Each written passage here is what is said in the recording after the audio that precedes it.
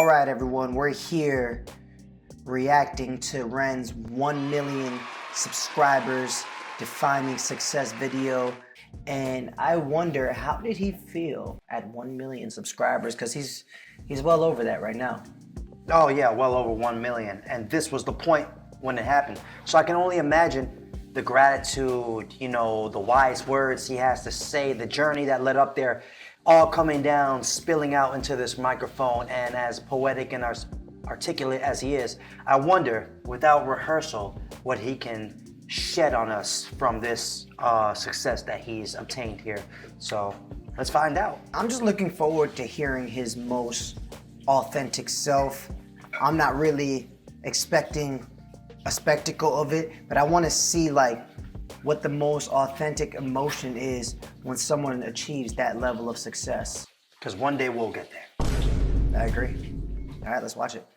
Wrote something that I want to share with you, but first of all, I just want to say how grateful I am. I've reached 1 million subscribers on YouTube, which is a flipping huge milestone.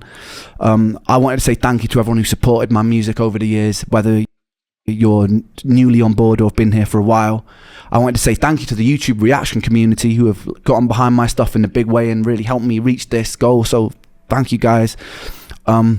Yeah, I wanted to read this passage that I wrote about success. It's too much for me to remember right now, so bear with me. But yeah, success to me means that I have a responsibility that transcends me. If I have a platform where people are paying attention, then I feel like it's my duty to make that count. It's far more important than my aspirations with music and what I could personally gain. There's a saying that stuck with me recently, which was a rising tide lifts all ships. Somehow, by finding success for myself has meant that I can find success for the people around me. Rising tide lifts all ships, which is what you guys put in our comments literally every single day. All the time. So that makes sense. So I guess it comes from this video. All right, it makes sense. This would make sense because based on my personal interaction with REN, you can see the love and care he has for his team and his friends around him. And the fact that his team are his friends is a literal testament of a rising tide lifts all ships. So it makes sense. It makes sense. And that makes me feel very rich. I'm in a very strange position right now where I owe much of my success to the most destructive force in my life, which has been the turbulence of my physical and mental illness. The thing that has by far brought me the most pain has been a source of constant inspiration, which ironically led to creations which brought me the most joy.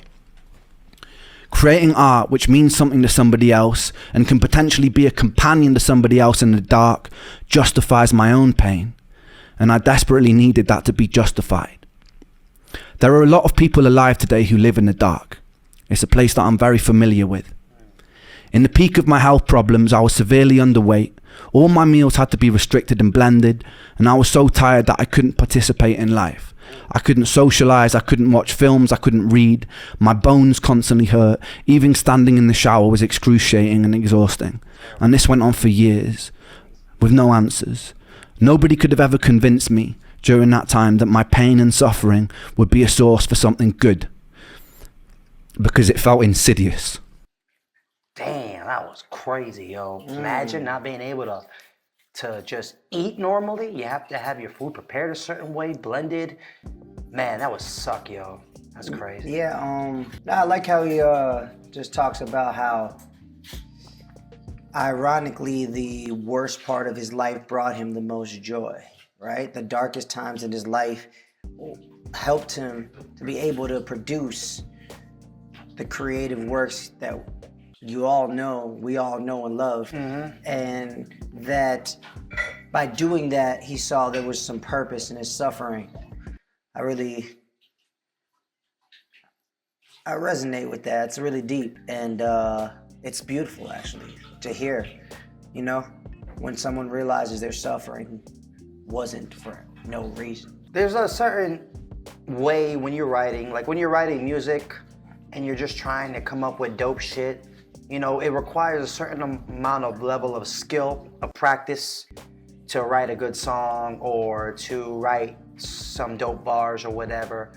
But when you're writing full-fledged, full of emotion, whether that emotion comes from suffering, whether it comes from depression, heartbreak, happiness, jubilee, whatever you want to go. There's a certain different flow to your pen or pencil when you're writing with emotion. It kind of just comes out of you. You don't really think too much, and you just pour everything out. I can only imagine that it was just all coming out of him when he was writing in this state of mind. Nobody could have ever convinced me that something constructive can come from hurting every day. But I'm here to tell you that if you are hurting every day, don't be afraid.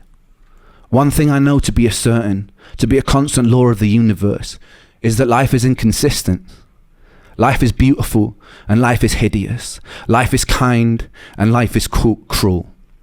Dancing inside this dichotomy and inconsistency makes me know that you won't hurt forever, whether that comes from resolution of what you're going through or acceptance of where you are.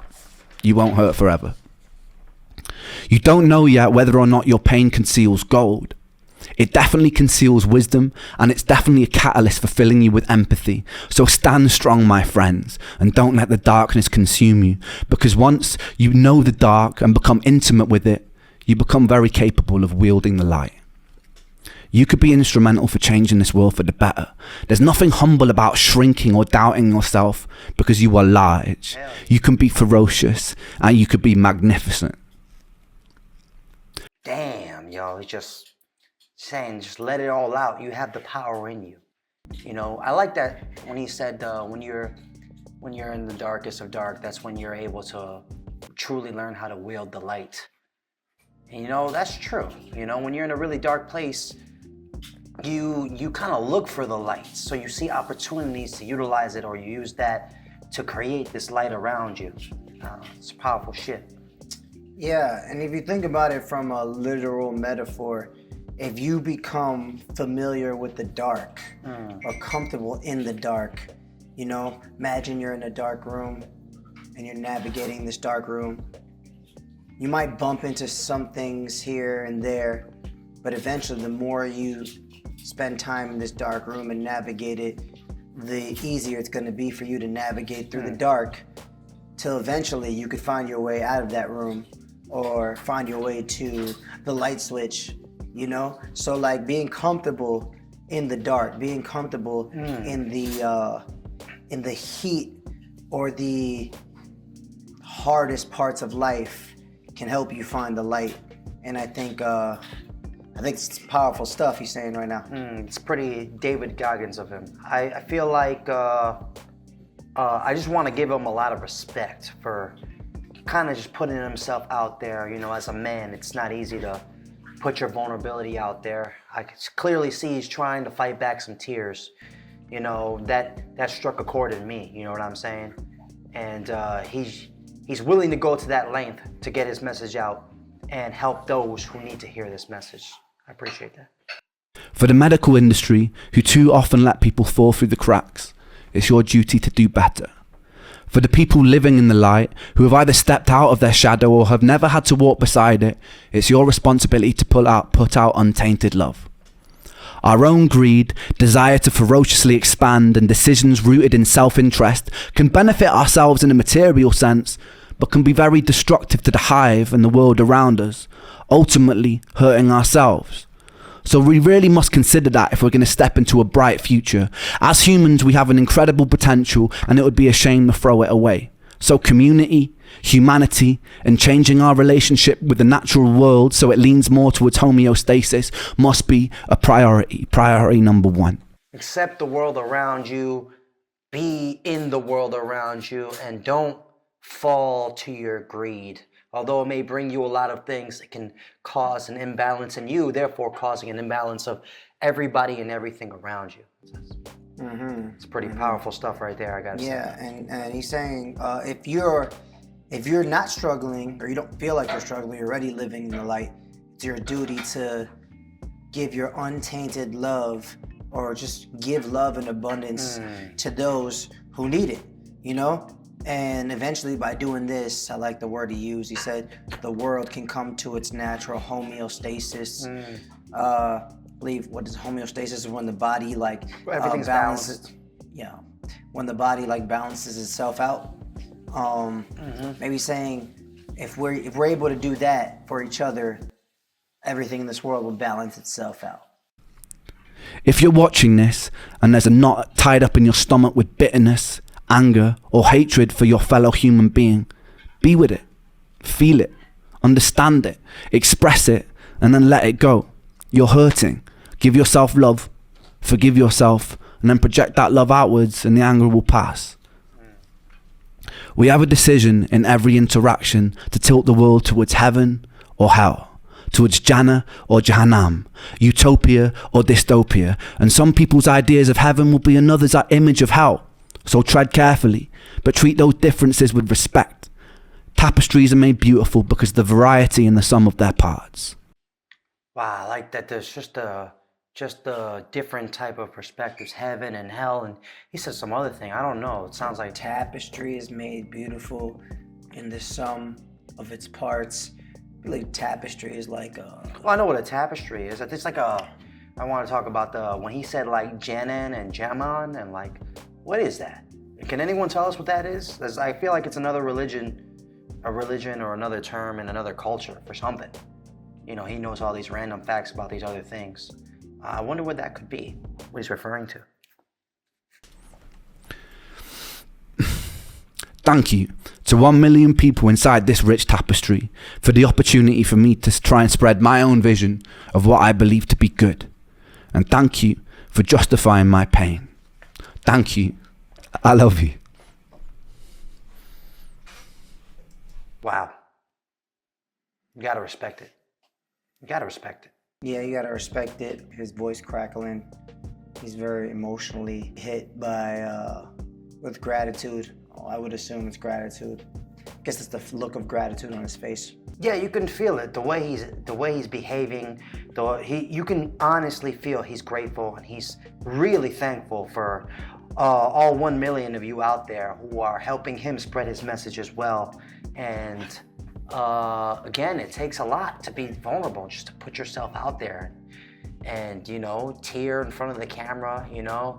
Trust me, it's not an easy thing to do, but in the end, you know you're gonna help a lot of people when you do something like that. I can only imagine as he was reading this, the flashbacks of his hard life were just going through his mind as he was reading those words off of his paper or phone or whatever he was reading from, and trying to keep it all together.